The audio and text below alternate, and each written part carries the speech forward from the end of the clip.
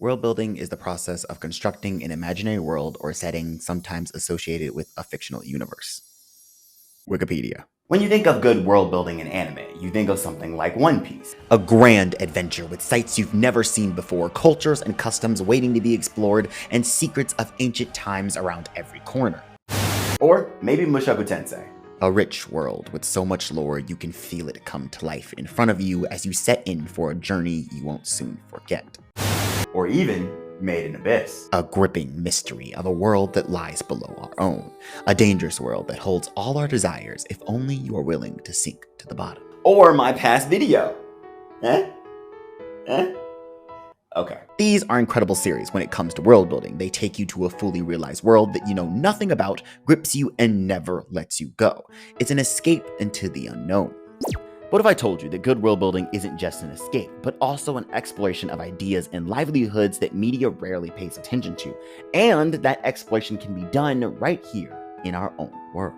No need for rubber pirates, pervy mages, or abyss-crazed little girls, but instead your average day college student showing us that on this very planet, exploration is closer than you think. A Sign of Affection follows the story of Yuki, a deaf, no, not that one, college student who wants to break out of her shell and explore the world outside of her hearing impairment. And as anime logic would have it, she meets Iomi, a student at her college, well-versed in a variety of cultures outside of Japan. She takes this as a sign, if you're new here, get used to more puns. And a connection begins to form. Now, you would think that the story would go in a direction where Yuki would be learning about different cultures, but the main focus of this story is actually getting us introduced into Yuki's world, along with her getting into a new one right there at home. A world called romance. Sit down, strap in, and get ready to fall in love. This was supposed to come out on Valentine's Day, but I fucked up. Leave me alone. But I'm here to tell you why. The romance in this anime makes for some of the best pieces of subtle world building I've seen from anime all year.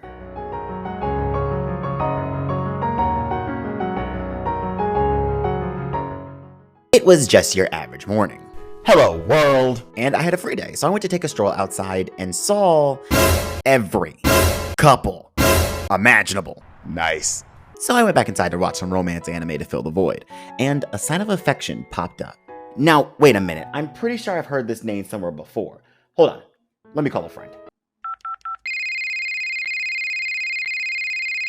Hey, yeah, Ari, have you heard of A Sign of Affection? Of course I've heard of it. I just did a video about the manga earlier this month. You should check it out. A Sign of Affection, created by mangaka duo Sue Morishita, is currently one of the most popular shoujo manga, making its debut in Dessert magazine back in July of 2019. The manga has been highly praised worldwide since its first publication, and has been nominated for many awards, most notably the Kodansha Manga Award in Shoujo in 2021. The series has sold over 3.8 million copies as of December 2023. Both the manga and anime have been praised for its gorgeous artwork, romance, and portrayal of a character with a disability. Based on reviews from sites like IMDb and My Anime List, as well as fan reception on social media sites such as Twitter, it's clear that many who have experienced this series really enjoy it. According to AniList.com, A Sign of Affection is currently the second most popular shoujo anime of 2024. Okay, thanks. So, this doesn't just seem to be any shoujo romance. It seems to be the shoujo romance that many fans have been waiting for. And I see why. Not only is the production really elevating the already gorgeous manga panels, but the story itself is quite refreshing. Now, I could go the whole this show doesn't waste any time getting the main couple together route, but if you've been keeping up with the current climate of romance, anime, and manga, that curse has been broken long ago. Instead, I think A Sign of Affection stands out because of its approach to getting the main couple together faster. If you've had neutral romantic feelings for somebody, then you know it actually doesn't take that much time or common sense to realize that you guys are into each other. I may not believe in love at first sight, but attraction and crushes at first sight definitely exist, so it's relatable when Yuki sees Itsuyomi and starts crushing on him even though she knows nothing about him. She goes out of her way to learn more because this crush could be something, and Itsuyomi does the same thing. Let's put on our detective glasses here, guys. Because why else would they be hanging out constantly? Asking questions to get to know each other? Literally asking the "are you dating anyone right now" question. And above all else, making time for not just their friends, but each other specifically. The anime dense protagonist "do they like me" trope 99% of the time isn't real. Yeah, bro, I don't know. She only confessed her undying love for me like 5 times, but without the 6th time, can I really be sure? Nah, she's not into you. This anime takes the tropes and throws it out the window, making it quite obvious that both Yuki and Itsuyomi know what's going on with their relationship, but it's simply not the time to confess. It's the time to explore these feelings, establish what they are, and move on from there. And that's just a refreshing way to write a connection in fiction. This makes for a much more realistic romance, as we're watching a couple who are openly into each other, getting to know each other in real time. To quote my tweet, a more realistic approach, no confession, but they don't need to when... I'm not reading this entire thing, I wrote it, but you can go read it. Go follow us on Twitter. That's fantastic and all, RJ, but what does that have to do with world building? Well, you see, my dear friend. The world building of this series isn't some fantastical setting, but the connection between these two characters. Since we skip the will they won't they because they will, we are able to explore not just them falling in love, but them falling in love through the exploration of each other's own personal worlds. On one side, we have our pro-tag-chan Yuki, a girl ready to spread her wings and looking for a world outside of her own. And on the other side, we have Itsuyomi, a boy who loves to travel outside of his hometown and learn new things. And these are college students, not high schoolers, both breaking free from past events that would later come into play when they meet and add to the expanding world-building story that is Yuki and Itsuyomi. Let's start with Yuki. If you didn't know, deafness has levels, and with a hearing aid, some deaf people are able to pick up on certain sounds, but Yuki is not one of them, as her hearing aid barely helps. It's even implied that she wears them as a signal to other people about her hearing loss. Yet none of this stops her. If I had to describe Yuki in one word, it would be curious. Curious about the world around her. And can you blame her? She didn't have the same schooling as everyone else, getting a job is incredibly hard for her, and there are many normal experiences that she missed out on growing up. So when she gets to college, of course this cute bundle of kindness would want to begin stepping out of her comfort zone, even if it's just a little. This is Yuki's world, and we're just watching it. An enclosed space set up to protect her, and although it does, it also seems to be limiting her in a way. She literally has a curfew, not that many kids were in her class growing up, and the hearing aids don't work that well as a signal because these foreigners in episode 1 did not take the hint. How much do you want to bet they were American? This may be her world, but it's not all she wants her world to be, and we see this through the actions she takes when she tries to get to know Itsuyomi. Bars. She begins to discuss her feelings, stay out later, go to a bar, and a road trip to Costco, because you know they have the best deals. Simple things to us, but for her, she's giving it her all, stepping out into the unknown, asking the important questions, and finding solace in her attempts alone. Her world is slowly expanding. That, my friends, is the trademark of subtle world building. Like her friendship with Rene. It's very clear that this friendship is new based on how much Rene knows about the events that happened prior to the story, i.e. not that much. Side note, Rene is a goat friend and wingman. I hope she ends up very happy. However, in every world, there must be dark forces, and in Yuki's, as far as the anime goes, that seems to be Oshi. Okay, we're doing this. Yep, zoom in, we're really doing this. If you're not chronically online like your boy, you may have missed that there is a good section of the Sign of Affection community that hates Oshi because, well, he's toxic. Oshi is Yuki's childhood friend who clearly missed the memo and thought this was a will they won't they type of show because in any other romance he would have been the main love interest. You can't tell me otherwise. A bit on the immature side, as he expresses his affection for Yuki like a grade schooler, constantly scolding her for her actions as if he's interrogating her rather than being worried. It's clear that Oshi has no ill intent, quite the opposite really, and even Yuki points out that his sign language is aggressive but not without a touch of care, so she doesn't mind.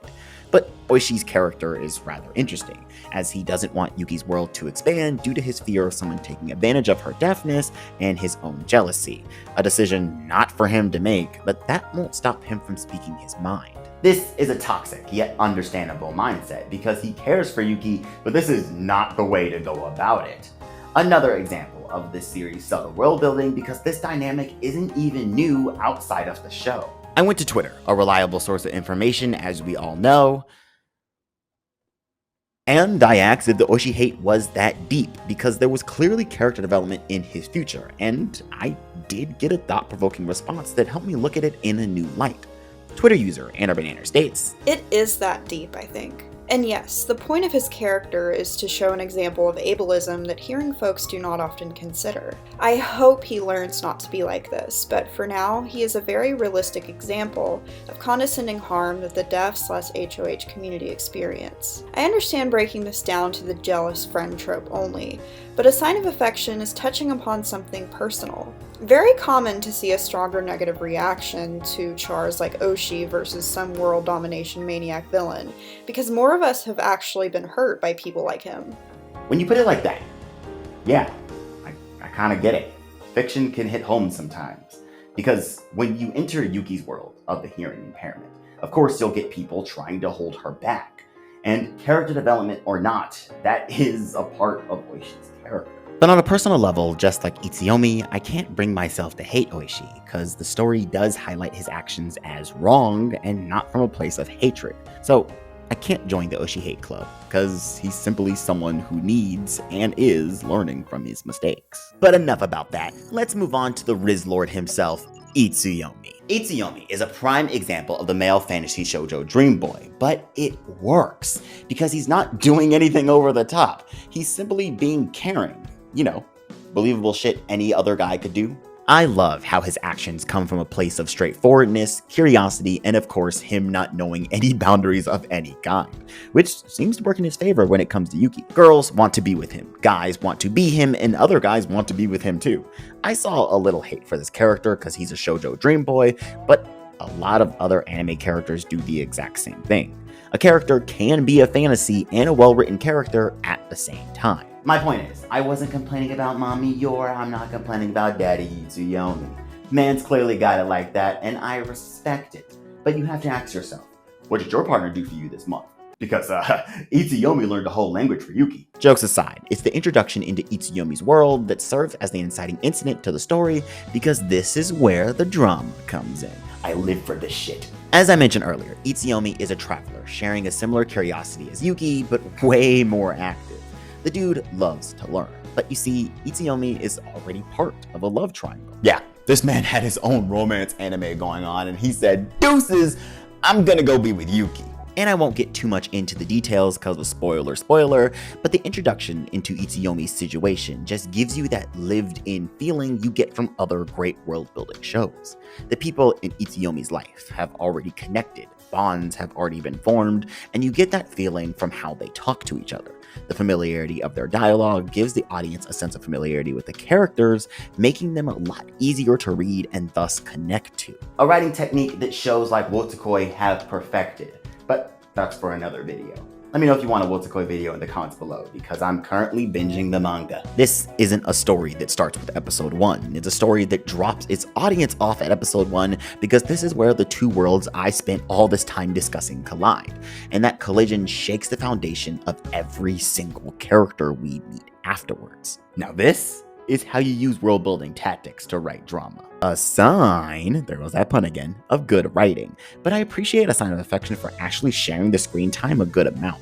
This story isn't just about a couple getting together. It's about a couple whose union changes the lives of everyone around them, some for the better, and others for the worse. The fact that I can pull so much from this show to make a world-building video on a non-fantasy romance anime just further proves my point.